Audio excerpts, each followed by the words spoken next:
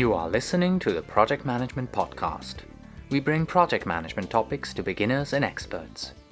Find us on the web at pmpodcast.blogspot.com or send your emails to pmpodcast@gmail.com. Hello and welcome to show number 29. I am Cornelius Fichtner. This is the Project Management Podcast for the 22nd of April 2006. Our focus today will be on conflict management. We have a short segment on conflict management in general, in which I'll just talk about the theory of conflict management, and that is then followed by an interview with Anthony Chan and how he has dealt with several episodes of conflict in his project management career. Let's get going. Today's show is sponsored by Project Insight, 100% web-based project management software. PMI research found that 52% of project teams are a mix of professional project managers and non-project managers. Project Insight bridges the gap with a solution that is robust enough for savvy project managers, yet easy enough for the entire team. To find out more, please visit www.projectinsight.com. I noticed this week that I got another review of the podcast on the iTunes website. So thank you very much to Shaman Man for doing that. A very, very nice review that he or she wrote. It is highly appreciated. Next on the list is the book giveaway, the announcement of the winners.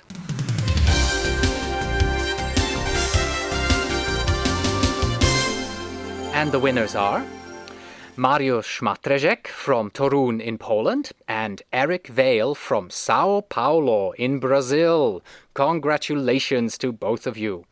I will send your contact information to Jerry Manas so that he can ship a copy of his book, Napoleon on Project Management, to you. And all those of you who would have liked to win but who haven't and you want a copy of the book, well, I have provided an Amazon affiliate link for you at pmpodcast.blogspot.com and you can buy it through me at Amazon. Well, and while we are talking about books, I have received an email from Rich Maltzman. And Rich would like your input on a new project management book on which he is working with a colleague. And here is Rich. Hello, my name is Rich Maltzman, and I'm working on a book with my colleague Ranjit Biswas called Fiddler on the Project, based on concepts and wisdom from the musical of a very similar name, which you can probably guess. We already have naming agreements in place with the authors of that play, and we're well on our way into outlining and writing the book.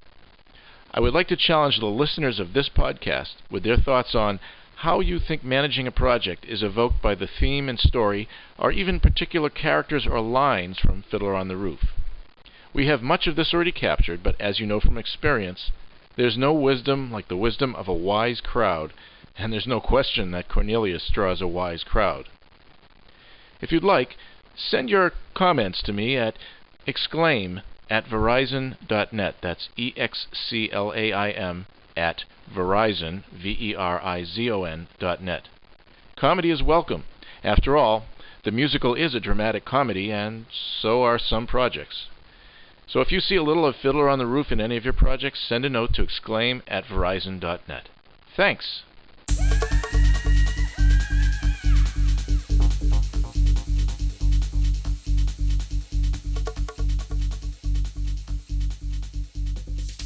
I have 3 items for you this week in the Helpful Resources section. First of all, I would like to start out with a question. Are you looking for training? Well, if you are looking to be trained in project management and you see, oh gosh, this is a bit expensive, then have you considered applying for a scholarship? Well, the PMI Educational Foundation is offering various scholarships. There are, first of all, about $16,000 US dollars worth of scholarship that various PMI components have donated. One of the components among those is my own PMI Orange County chapter. I believe we sponsor $1,000 worth of scholarship. So go check that out. And if none of these, I think it's about a dozen or so scholarships fits for you, then there is always the PMI Educational Foundation scholarships. They have 4 scholarships, both graduate and undergraduate type of scholarships. So if you're looking to further your education, this is a great way to start and get a little bit of funding for your training here. Well, the next one is training as well, in a sense. It is the PM Connections online list of project management related links. And they have links here in 6 categories: project management fundamentals, PMP certification, MS Project Server, MS Project Fundamentals, program management and PMO, and also enterprise project management, and another category as well. And if you just look at the PMP certification, they also have links in there for free questions. So if you're currently taking the PMP exam, or you're preparing for the PMP exam, stop by at these links. They have a total of about 200, 300, and 400, 500 questions. It's about a dozen links here that point you to roughly 500 questions, free PMP questions, all over the web.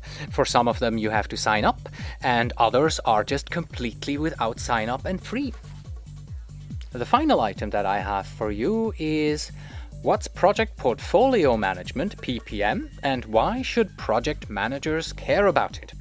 This is an article which has been published by Michael Greer. It's both available as a PDF and HTML document, and it is a very nice primer on project portfolio management. It'll take you about 5 to 10 minutes maximum to read, and once you've gone through this, you know what project portfolio management, is, the basics of it. And he also provides quite a lot of links about learning more about project portfolio management and various vendors that you can check out in order to delve deeper into this subject. Yep, and so much for the helpful resources this week. Our main topic today is conflict, or rather conflict management. The way we're going to do this is I'm going to give you a brief overview over the fundamentals of conflict management, and then we'll hear an interview with Anthony Chan and how he has dealt with a few conflict situations in his career. Well, let me start out by saying that conflict in project management is inevitable. The potential for conflict in project is usually very high because projects involve individuals from different backgrounds, and they're working together on many multifaceted assignments. There's got to be conflict. And the cause for conflict in project is, of course, manifold. Different opinions, hidden agendas, power struggles, personality clashes, the fear of losing influence, or just plain misunderstandings. Just to be clear, the following is easier said than it's done. As a project manager, you have to be comfortable with conflict resolution. You cannot escape conflict. Conflict is simply programmed into our job description. Personally, I don't like conflict resolution. I believe I'm okay at resolving conflict in my projects, but I have a really hard time with it. That's because I do not have a confrontational personality. I do it, but I wish I didn't have to resolve conflict. Let me also say that conflict is not necessarily bad. Conflict is sometimes required to clear the air. In my current project, my technical architect and we had a disagreement at the beginning of this project, and we clashed. We were both very uncomfortable with that situation because he's also not confrontational. So we just both kept the communication and the discussion going, and we resolved the conflict through that. Today we get along marvelously, and because this conflict was necessary and we had to work our way through it. In the same sense, conflict in a project can also be good for the organization itself, because by addressing conflict on your projects, you'll be able to address and resolve fundamental issues. Conflict in your project may help improve processes or may clear up interdepartmental differences, but only if you address the conflict. Let's look at the fundamentals here. In conflict resolution, we distinguish 5 approaches: confronting, compromising, smoothing, forcing, and avoiding. Let's look at them in each one here. Confronting is what I have discussed so far. You take the bull by its horns and you resolve the problems you have. This is usually done by bringing the parties together so that they can reach an agreement that is satisfactory for both of them. This is why confronting is considered a win-win situation, because both parties get what they need, they discuss the issue. Next, there is compromising. Compromising is what my home country, Switzerland, is famous for. The political leadership there reaches agreement by compromising. It's the same when compromising on a project conflict. Both parties need to give until both of them have given so much that the compromise is acceptable for everyone. In the end, however, everyone loses. This is a lose-lose situation. Smoothing means that you downplay the problem. You claim that, well, it's not as bad as it seems, and you point out the bright side, and you try to put as much a positive spin on the bad side as you can. Usually, a conflict cannot be resolved by smoothing. It will come back again. Then there is, of course, forcing. Forcing happens when one of the 2 conflict parties forces his or her will onto the other party. This is a win-lose situation where, of course, the forcing party wins and the forced party loses. And that second party will, of course, walk away feeling shut out from the proceedings. Well, and finally, there is avoiding. And avoiding is nothing but, you withdraw, you walk away from the problem. Not really the best way to do, as you might imagine, because like with smoothing, it will come back again. In project management trainings, you will most likely hear that you should use confronting to resolve your conflict as a project manager. Well, I disagree, because each of these 5 ways has a place. And yes, confronting should be at the top of your list. However, if you need additional time, then avoiding a conflict or an issue, or smoothing an issue today, and then confronting it later, that works. If there are very high stakes involved, you may need to force the issue, and you need to put your foot down. In such a situation with these high stakes, you as the project manager, you have to lead the team. You have to say, no, this is what we're doing, period. Compromising, on the other hand, can easily be used in situations where the stakes are not as high, and you know that you can give a little and meet in the middle. So all of these can fit into your strategies. And that was our quick overview of conflict resolution. Remember, conflict is not necessarily bad. It is inevitable on your projects, and it will very likely help you to increase communication on your project if you manage the conflict right. And that is also what the following interview is going to show you. In this interview, I'm speaking with Anthony Chan. Anthony initiated this discussion when he filled out the survey on my blog, and he said, hey, I could talk about conflict resolution with you. Anthony and I did this interview via Skype. Skype is a free internet telephony service. As you will hear, the sound quality is acceptable, but of course it's nowhere near studio quality sound here. Anthony has been working as a project manager for about 7 years. He got his PMP in March 2005 and he is currently working in Japan. Here's the interview. The Project Management Podcast Feature Interview. Today with Anthony Chan, PMP, on conflict resolution.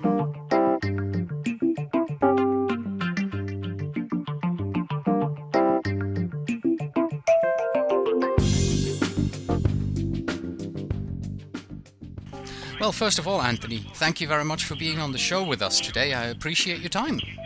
No problem. Yeah.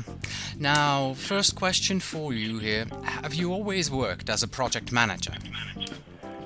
Yes, pretty much like for the past 7 years and so. I started working in a consulting firm as a analyst.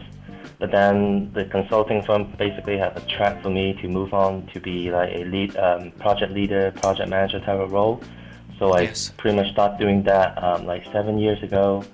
And I work in a consulting firm, some of the vendor, and now I'm titled as a senior project manager with a company called Fast Search, which is like a Oslo-based search engine platform company, and I'm looking after the services group in Japan. All right, and you got your PMP certification last year, correct, right? That's right, I got it in March 2005. Now, do you notice any difference in how people treat you between now that you are a PMP and before? I think one of the very obvious thing is with the PMP, I can put that into my name card. And when people read through that, they say, wow, great, it's a PMP is very difficult to get, especially in Japan. It's getting really popular now. But unless you really have some experience, but not just like academics type of experience, it's very difficult to get. So people really got impressed with this certification. All right. Well, congratulations. You seem to be one of the few then. Thank you. Well, the main reason we are talking today is, of course, the fact that you have had some hands-on experience in conflict resolution in your career so far. Now, is conflict resolution something that you have trained for specially, or was it just learning on the job?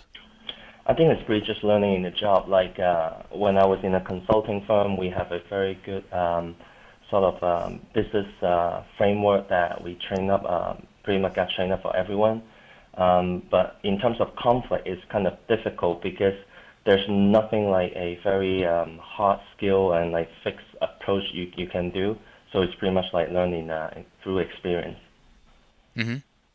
Now, can you give us a definition of what conflict actually is?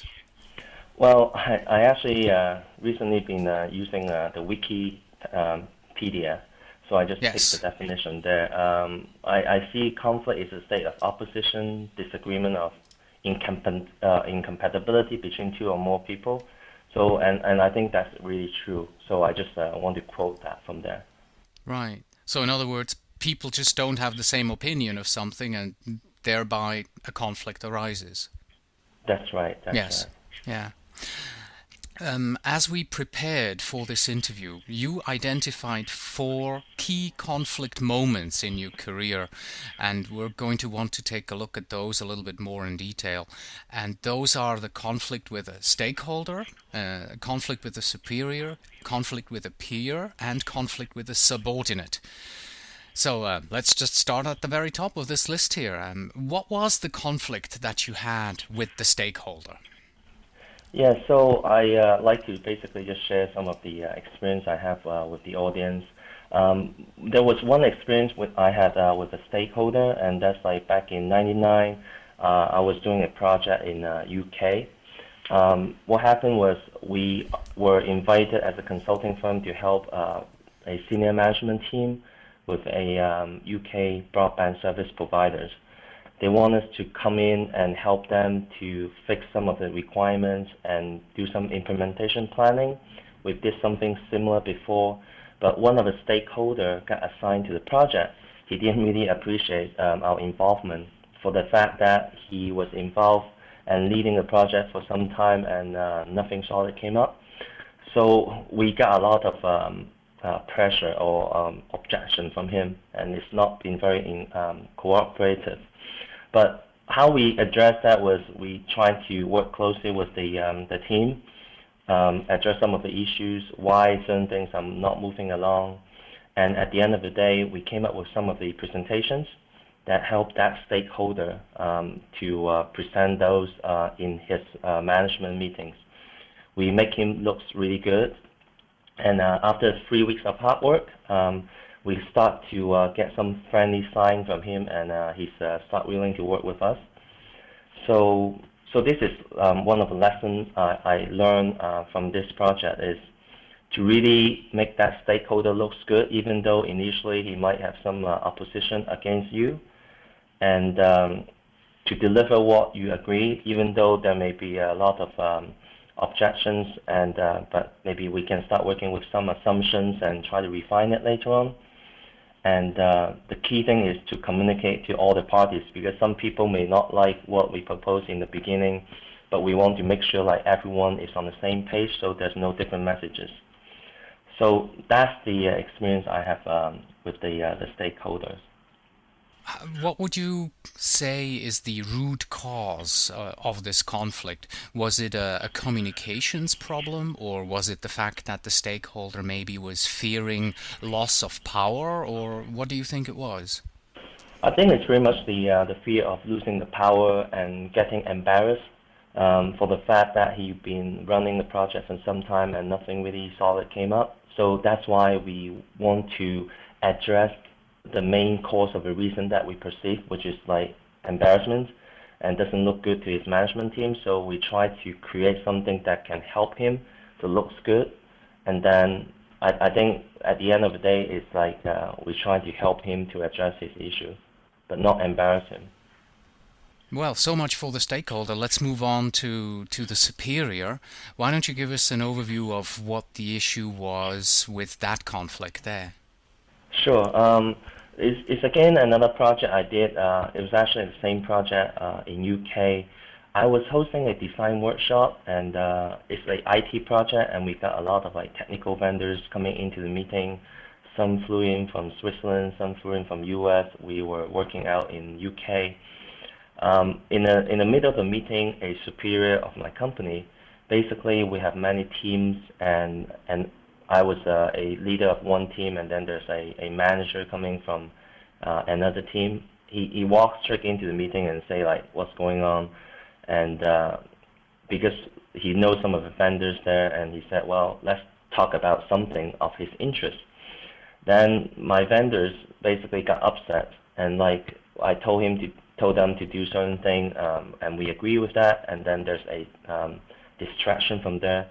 So one of the vendors got really upset and just wanted to leave the meeting and say, I'm going back to Geneva. So I said, well, wait a minute, let's stop it here. So I stepped out from the room. I talked to my superior, what basically is another team manager, and said, look, this is my meeting. I take full responsibility, and so why don't you just like leave me here, and then let us continue the meeting, and I guarantee like we'll have a separate chat right after this. So he agreed with that, and I went back to the meeting, and I apologized to everyone for the disruption. And the great thing was we finished the design and achieved what the meeting's supposed to do. I had a catch-up meeting afterwards with my boss and superior. I explained the issue that maybe I haven't kept in the loop, like what's the purpose of the meeting. To me, after all, it's a different team, but I think one lesson learned I have there was just to keep everyone in the loop. So one of the great things I learned also is I had a project plan with me, and then like a very detailed items that I can explain to him, like why I'm doing certain things. So after understanding the issue and the backgrounds of that, that superior is like pretty much happy and say okay, and he apologized and say like he will never do it again. So to summarize, I think the lesson learned I have was never try to argue with your boss in front of the others. Again, you do not want to embarrass your boss. and have your project plan ready for explanation. So you have to be very able to explain what's the issue, why you're doing certain thing to your superior. That's my experience from with the superior's conflict management. Yes, and I can actually give you a little story of my own about do not argue with your boss in front of others. My Right. boss, he had a meeting, a project team meeting just outside our office, and he also had an issue there, not with his boss, but with a project team member who didn't want to play. So he Right. did exactly the same thing. He paused the meeting, he took the person outside, they discussed the issue outside, cleared the air outside of the meeting room, and then they went back inside. And the meeting continued and was successful. Now, back to yours. In hindsight, do you think that keeping your boss in the loop would have been everything that would have needed to avoid this situation? Yes, I think so. But the challenge, I guess, is the project we had, like maybe some of the very big project, there will be multiple project teams. And I think I did make sure my boss is aware of what's the issue, but then the person in this discussion is a boss to another team. So it's a cross-teams issue. So I think later on I found out we do have a PMO. I think you described a PMO functionality in another episode. But we can have those cross-team communication and make sure like those other team leaders keep in the loop of what's going on. Seems to be an issue with matrix organizations all over the world, Yeah, that that's right. team communication in the matrix can be problematic and can lead to conflict. Now, did you get any feedback from the attendees of that meeting regarding how you handled the situation? I think they're pretty happy with how it was handled. At the end, we did finish the work, and people were happy to have all the plan, actions, and schedule to move forward. So I think it was good. So that was, first we had the stakeholder, and now we've just looked at the superior. Let's take at the situation, the conflict situation that you had with one of your peers. Why don't you give us your overview of that? Sure. This is kind of a recent experience I have. It's a project in Japan. I've been here for 6 years. I basically joined a project. It's it's an IT project. I've been in the IT industry always. But I was asked to manage one of the change request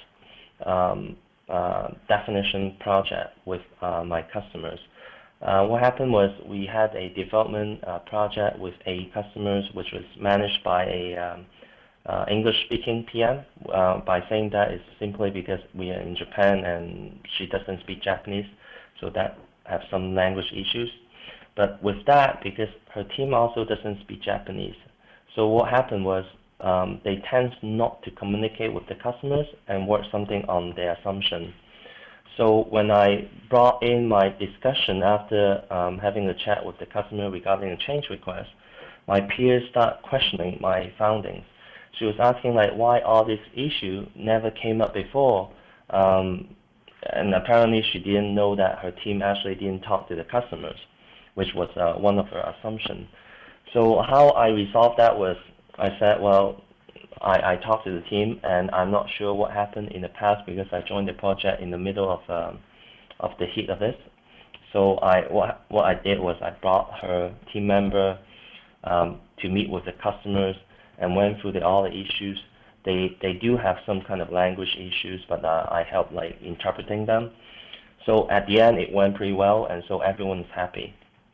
Right. Let me ask a quick question. Sure.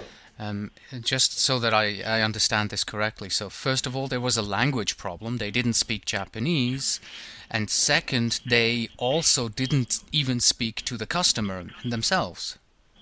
That's correct. Did I understand that correctly? That's right. I think Okay. one of the maybe there's a background here is a lot of companies in Japan. Quite a few people they do speak English, but a lot of them they don't speak English, and so they found it's kind of like difficult for them to communicate to some foreign people. So and then Likewise, the team we have here is mostly from English-speaking countries, which we don't speak Japanese. So there's a language gap, and as a result, people just think it's too much trouble to talk too much and doesn't really get effective meeting. So they just work on assumption. I think that's kind of a general issues in Japan. What are then your lessons learned now from this conflict with your peer? The lesson learned I have is able to identify the gap. The gap clearly in this case is the communication and language issues. So, but I can help them by just bring the teams and help them in terms of this communications. But one of the key things is also to bring the conflicting project manager to understand what exactly is happening. It seems like she doesn't know what happened in this communication gap, and I just have to bring the issue right in front of her and say, like, look, this is a situation, you have to face it. So, and the experience is really with the peer is to bring up to speed of the similar experience to make sure everyone is on the same page and understand the issues. How would you say she could have avoided this situation?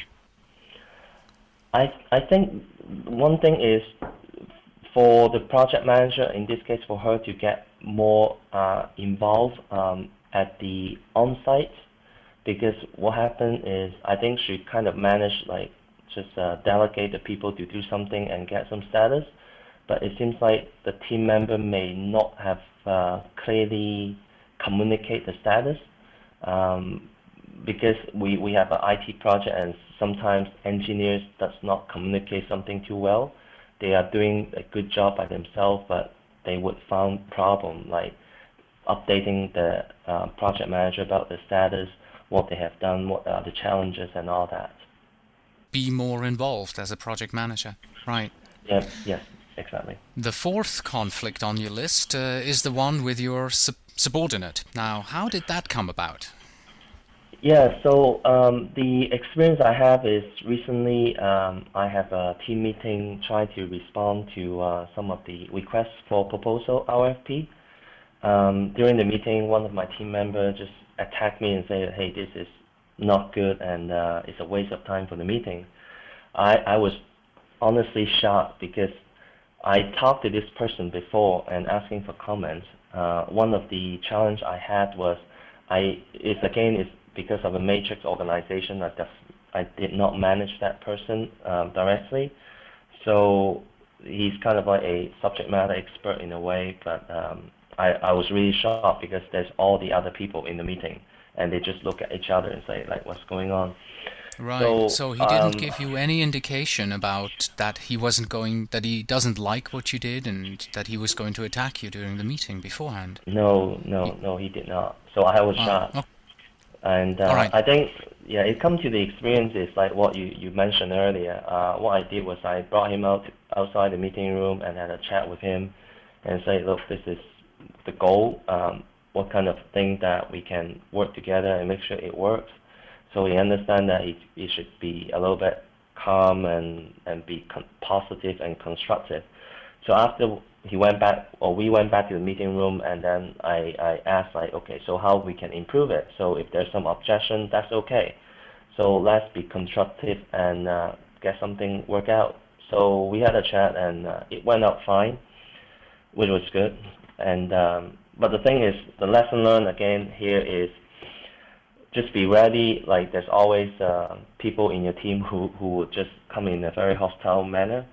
So be calm, like not to shout at them as well. Otherwise, I think the meeting is going to be a mess. And I think one thing I learned is to discuss some of the key items. Like if I see a discussion involved or requires some significant feedback from a particular or some individuals, I think it will be good just to have a chat with them first before going to a bigger meeting. I think this is also especially good for some kind of like senior management meeting where maybe some of the stakeholder will not agree with the presentation results. So it will be good just to have a chat with them first to make sure to get all the feedback up front. So that's pretty much the experience I learned through this scenario. Absolutely. So be proactive there and talk to your team members, right? That's right. So that was that. Stakeholders, superiors, peer, and subordinate conflicts that you had. Now, what, from your point of view, is the key to resolve conflicts like that?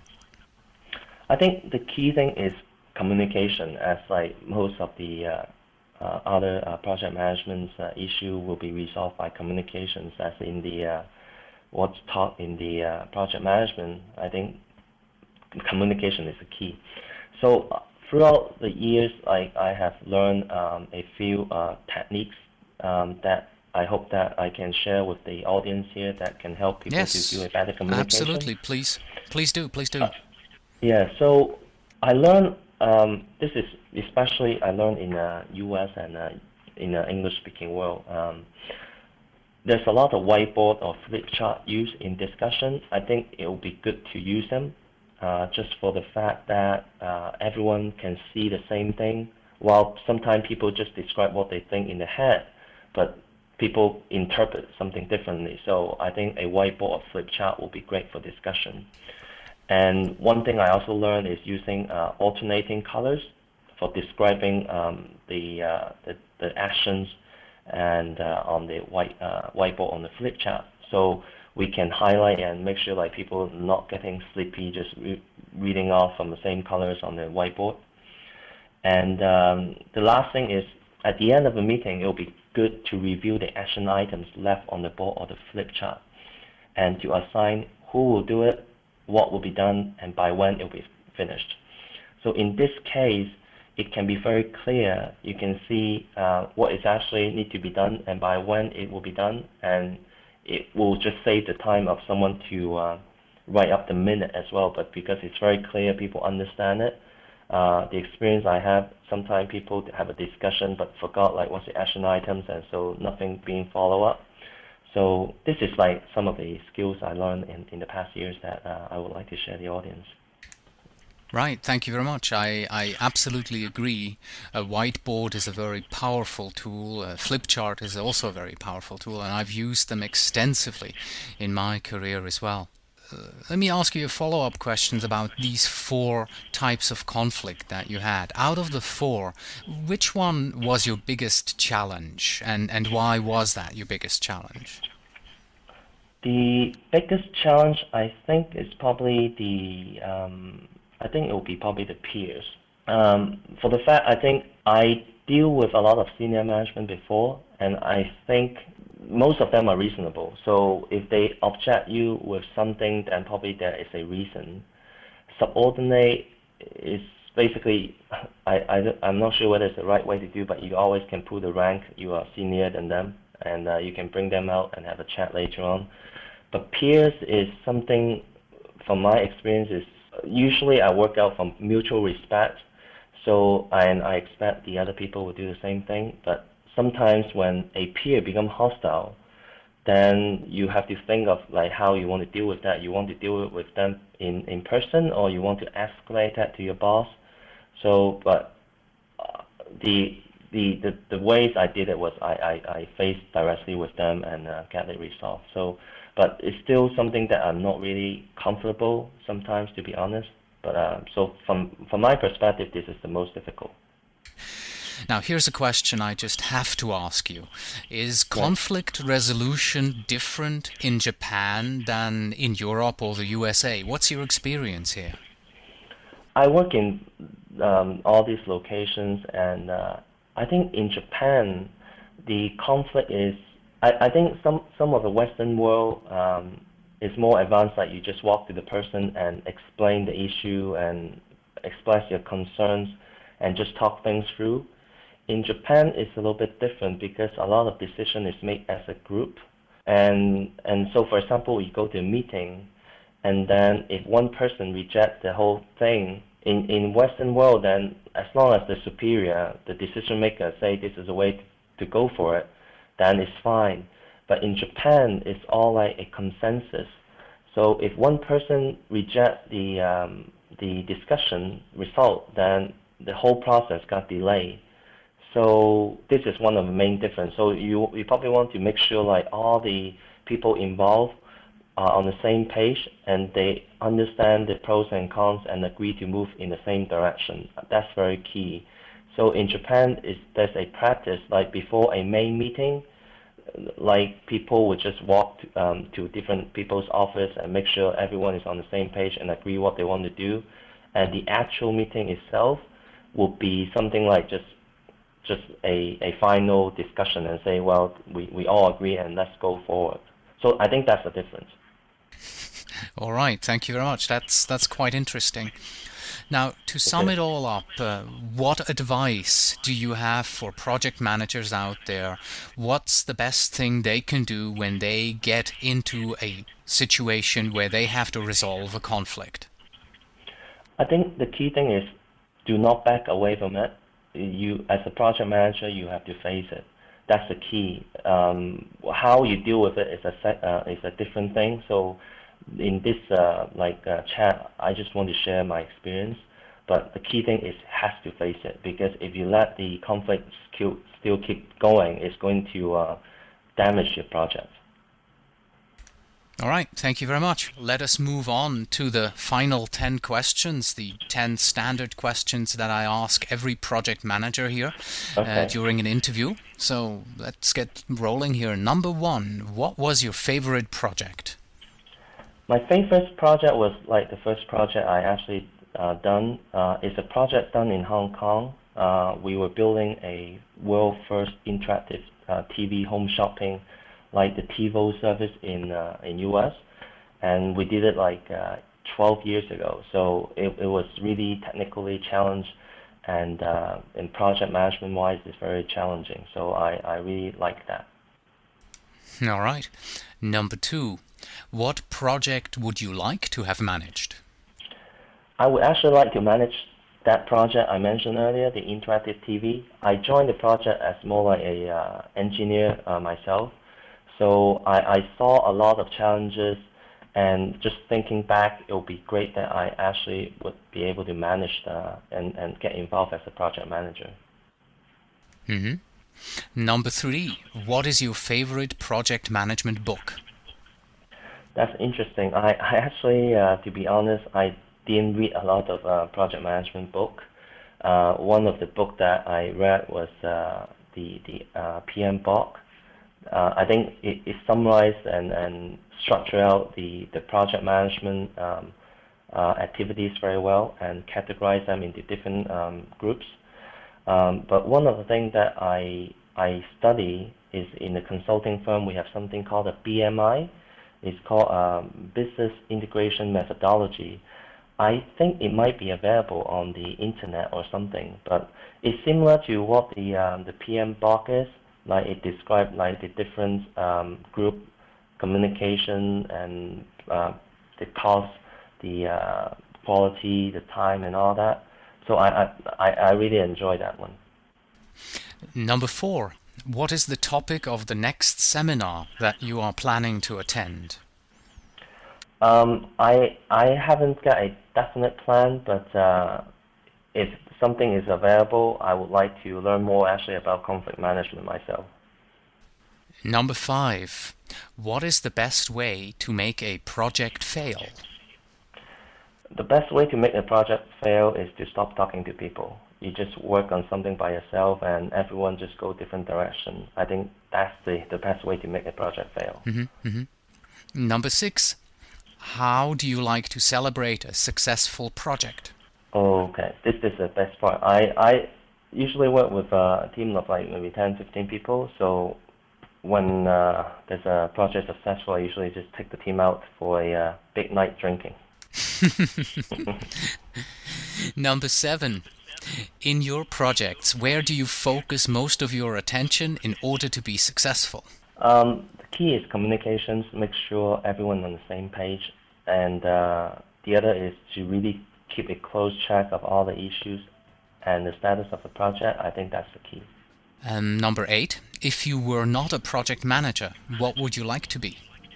That will actually answer my question why I like taking people out for big night drinking, because if I'm not a project manager, I would like to be a bartender.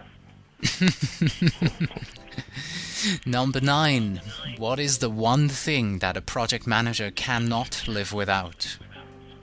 I think a project manager cannot live without sleep. That's very key, like to make sure like you are awake and very sharp in terms of making decisions. Yes. And number 10, finally, the oldest question in project management. What is more important in a project manager? Project management expertise or industry expertise? I think it's definitely the project management. I work in different industry segments before. Maybe in the beginning it's tough to understand those vocabularies, the terms and all that. But at the end of the day, is the foundation of project management can help the successful execution of the project. Great. Thank you very much for your time today, Anthony. I really enjoyed having had you on the show. Thanks a lot. Thank you, Cornelius. And that was Anthony Chan talking to me about how he managed some key conflicts in his career. Anthony has prepared a PDF document for you, which I'm making available through pmpodcast.blogspot.com, and you can download all his key findings and his best practices in that particular document. Well, and that's it for today. Thank you very much for listening. Next week, we will be looking at all 4 of the triple constraints. As always, you can find us on the web at pmpodcast.blogspot.com or send your emails to pmpodcast@gmail.com. And when you write, please tell me where in the world you are writing from. And finally, we have this. There is never enough time to do a project right the first time, but there is always enough time to go back and do it again. With that, set an example for your team. As the leader of your project team, everything you do will set the tone in the project. Be it your work ethic, your language, or the way you treat people. Do your best to be a role model. Until next time.